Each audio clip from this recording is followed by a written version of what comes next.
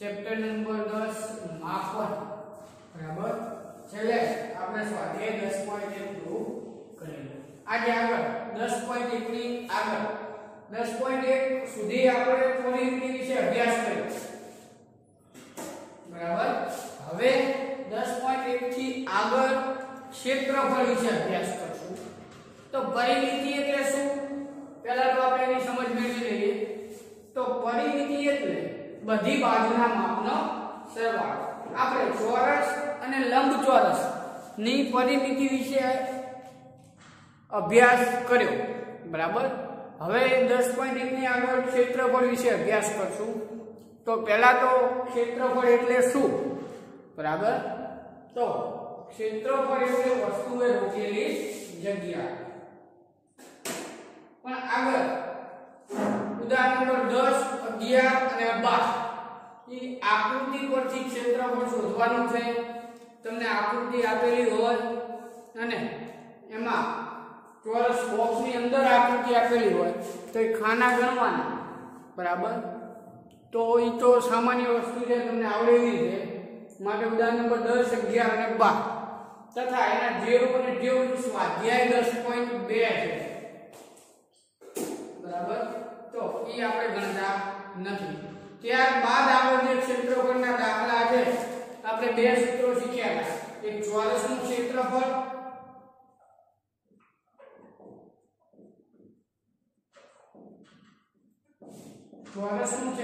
શોધવા માટેનું સૂત્ર શું? તો કે લંબાઈ ગુણ્યા લંબાઈ. અને બીજું લંબચોરસનું ક્ષેત્રફળ.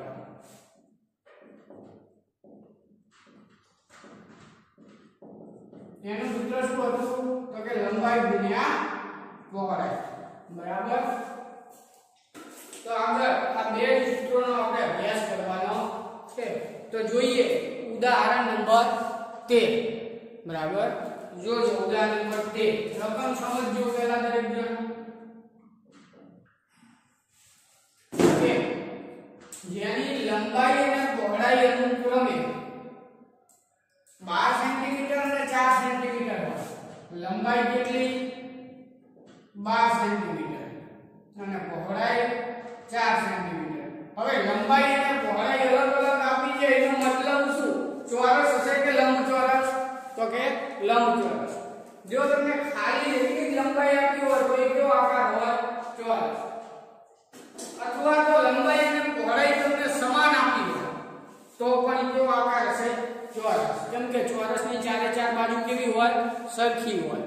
જ્યારે લંબચોરસમાં સામસામેની બંને જ સરખી હોય બરાબર.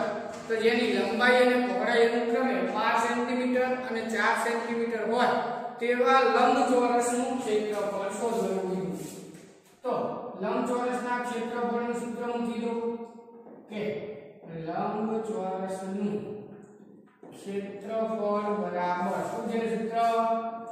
લંબાઈ ગુણ્યા પહોળાઈ. લંબાઈ કેટલા સેન્ટીમીટર? 12. પહોળાઈ 4. 12 48. પણ એકમ શું લખશો?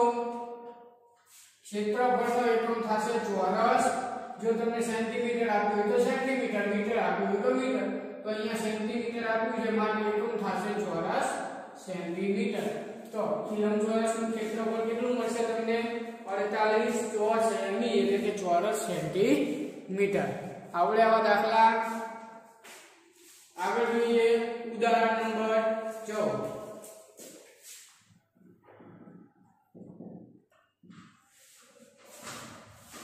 રકમ 8 મીટર લંબાઈની બાજુવાળા. જો 8 મીટર લંબાઈની બાજુવાળા એટલે કે લંબાઈ 8 મીટર ચોરસ પ્લોટનું ક્ષેત્રફળ શોધો. તમને કહી દીધું ચોરસ પ્લોટ તો સૂત્ર મૂકી દો કે ચોરસ પ્લોટનું ક્ષેત્રફળ બરાબર ચોરસના ક્ષેત્રફળનું સૂત્ર લંબાઈ ગુણ્યા લંબાઈ. કેટલી લંબાઈ છે? 8. 8 ગુણ્યા 8 એટલે કે 8 નો વર્ગ 64 ચોરસ. અહીંયા એકમ મીટરમાં આપેલો છે માટે મીટર 4 મીટર બરાબર. ખ્યાલ આવે છે? આગળ જોઈએ ઉદાહરણ નંબર 15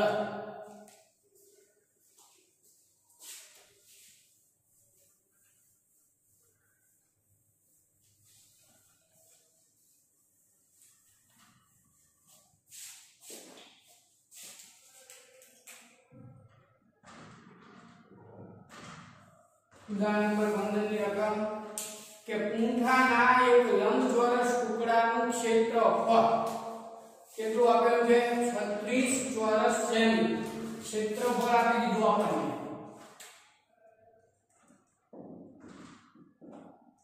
36 ચોરસ સેમી બરાબર અને તેની લંબાઈ 9 સેન્ટીમીટર છે લંબાઈ કેટલા સેન્ટીમીટર 9 સેન્ટીમીટર તો તેની પહોળાઈ શોધો એવું કીધું બરાબર પૂંઠાના લંબચોરસ ટુકડાનું ક્ષેત્રફળ 36 ચોરસ સેન્ટીમીટર આપેલું છે તો સૂત્ર મૂકો કે પૂંઠાના લંબચોરસ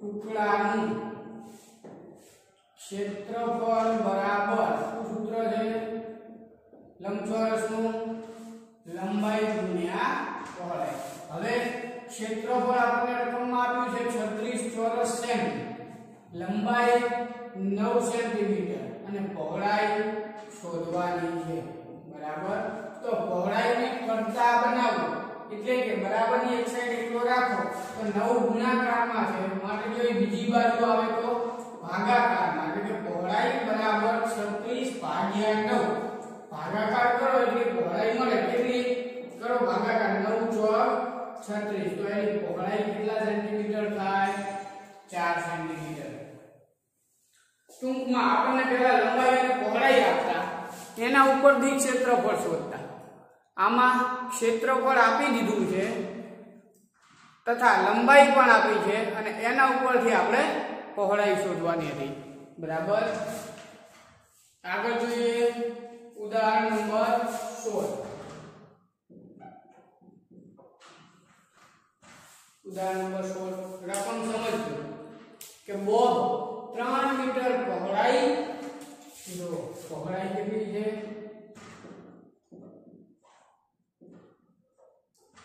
3 મીટર અને 4 મીટર લંબાઈ વાળા લંબાઈ 4 મીટર બરાબર ઓરડાના ભોંયતળિયા પર ચોરસ ટાઇલ્સ લગાવવા માંગે એટલે કે ઓરડાની તમને લંબાઈ અને પહોળાઈ આપેલી છે આ લંબાઈ અને પહોળાઈ કેટલી છે ઓરડા બરાબર આ ઓરડાની ભોંયતળિયે એટલે તળિયે ટાઇલ્સ લગાવવા માંગે છે જો દરેક ચોરસ ટાઇલ્સનું માપ 0.5 મીટર હોય તો ઓરડાના ભોંયતળિયા પર કેટલી ટાઇલ્સ જોઈશે ટાઇલ્સની સંખ્યા શોધવાની છે તો પહેલા તો આપણે આ ભોંયતળિયાનું ક્ષેત્રફળ એટલે કે ઓરડાનું ક્ષેત્રફળ શોધી લઈએ બરાબર ભોંયતળિયે એટલે ઓરડાના તળિયે ટાઇલ્સ લગાવવાની છે તો કે ભોંયતળિયાનું ક્ષેત્રફળ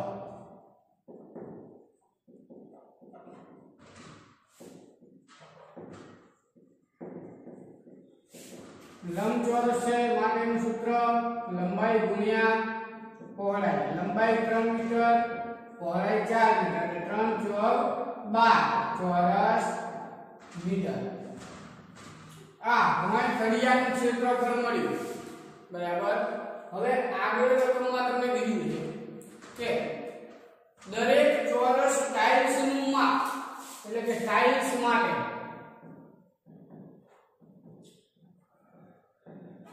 તમને લંબાઈ આપી છે 0.5 મીટર બરાબર તો ચોરસ છે તો એનું પણ ક્ષેત્રફળ શોધી લઈએ કે ચોરસ ટાઇલ્સનું ક્ષેત્રફળ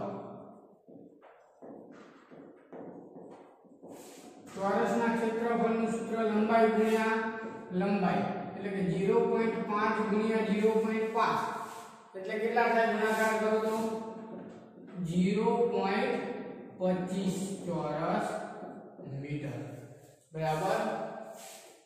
તો ઓરડાના ભોંયતળિયા પર કેટલી ટાઇલ્સ જોઈ છે તો કે હવે આપણે શું શોધવાની છે ટાઇલ્સની સંખ્યા બરાબર।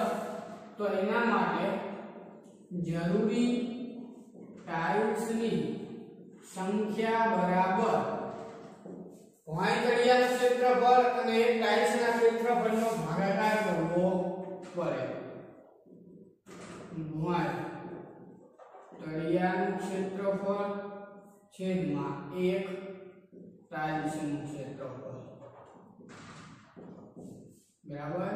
તો ભોંયતળિયાનું ક્ષેત્રફળ આપણને કેટલું મળ્યું છે 12 ચોરસ મીટર અને ટાઇલ્સનું 0.25 બંનેનો ભાગાકાર કરો એટલે આવું થાય કે 12 ના છેદમાં 25 અને એના છેદમાં કેટલા થાય પોઈન્ટ કાઢો તો 100 બરાબર। કેમ કે બે આંકડા પછી પોઈન્ટ છે છેદનો છેદ ક્યાં જાય અંશમાં 12 ગુણ્યા 100 છેદમાં 25 છેદ ઉડાડો 25 4 100 એટલે કે 12 ચોક કેટલા થાય 48 ટાઇલ્સ જોઈએ બરાબર। ખ્યાલ આવે છે દરેકને। સૌપ્રથમ જે તમને ઓરડાનું ભોંયતળિયાની લંબાઈ અને પહોળાઈ આપી છે એટલે કે ભોંયતળિયાનું ક્ષેત્રફળ શોધી લો। ત્યારબાદ તમને ટાઇલ્સની લંબાઈ આપેલી છે એનું ક્ષેત્રફળ શોધો અને જરૂરી ટાઇલ્સની સંખ્યા શોધવાની છે। તો ભોંયતળિયાના ક્ષેત્રફળને એક ટાઇલ્સના ક્ષેત્રફળ વડે ભાગી નાખો બરાબર। તો તમને જરૂરી ટાઇલ્સની સંખ્યા મળી જાય કે કેટલી ટાઇલ્સ જોઈએ બરાબર। આગળ જોઈએ ઉદાહરણ નંબર 17 આ ચેપ્ટરનું છેલ્લું ઉદાહરણ બરાબર। ત્યારબાદ આપણે આગળ સ્વાધ્યાય 10.3 નો અભ્યાસ કરીશું।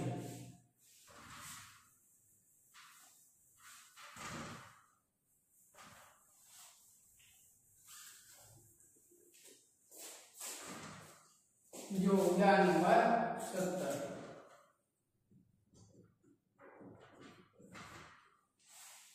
કે 1 મીટર અને 25 સેન્ટીમીટર પહોળાઈ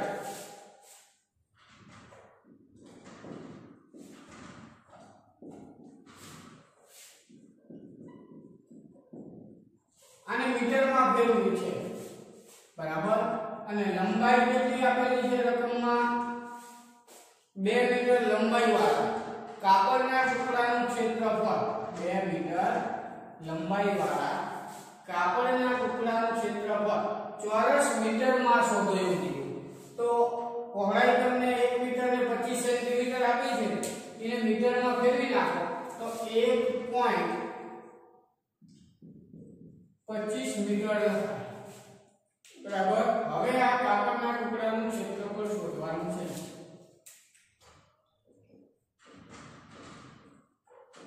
લંબચોરસ કાપડના ટુકડાનું ક્ષેત્રફળ બરાબર લંબાઈ ગુણ્યા પહોળાઈ। લંબાઈ 1.25 2 મીટર અને પહોળાઈ 1.25 મીટર બરાબર। ગુણાકાર કરો અથવા તો આવી રીતે કરી નાખો કે 125 ના છેદમાં 100 લખાયો બરાબર। અથવા ભાવના લખો ડાયરેક્ટ ગુણાકાર કરી નાખો 5 નું 10 નું વળી 2 નું 4 ને 5 અને 2 કઈ એટલે 2.50 ચોરસ મીટર બરાબર। ઉદાહરણ નંબર 17 આગળ સ્વાધ્યાય 10.3 ની શરૂઆત કરીએ। સ્વાધ્યાય 10.3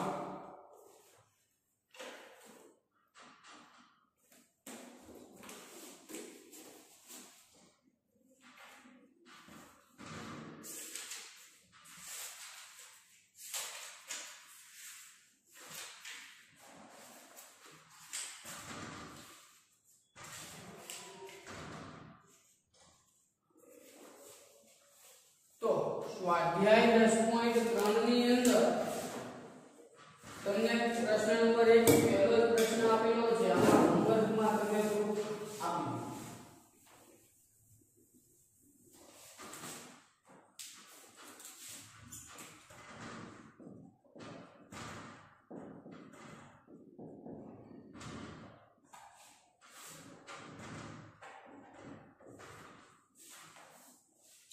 જે આપણે આગળ ઉદાહરણ જોઈએ એના જેવું છે પહેલો પ્રશ્ન કે લંબાઈ અને પહોળાઈ આપણને આપેલી છે અલગ અલગ તેવા લંબચોરસનું ક્ષેત્રફળ શોધવાનું છે પહેલો પ્રશ્ન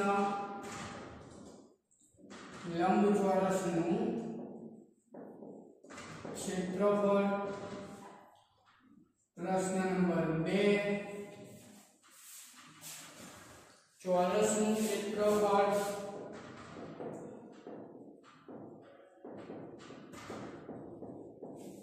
બરાબર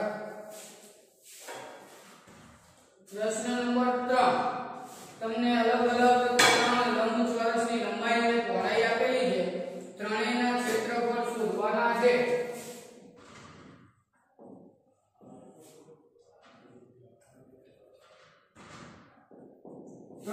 લંબચોરસના ક્ષેત્રફળ શોધી સૌથી વધુ ક્ષેત્રફળ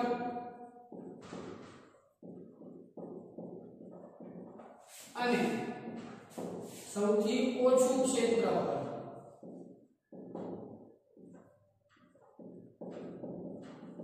કોનું છે તે નક્કી કરવાનું છે બરાબર એટલે પ્રશ્ન નંબર સ્વાધ્યાય 10.3 નો 1 2 અને 3 એ ત્રણ પ્રશ્નો તમારે જાતે હોમવર્કની અંદર પૂરા કરવાના છે બરાબર આગળ પ્રશ્ન નંબર 4 થી આપણે નવા લેક્ચરમાં એનો અભ્યાસ કરીશું પ્રશ્ન નંબર 1 2 અને 3 સ્વાધ્યાય 10.3 ના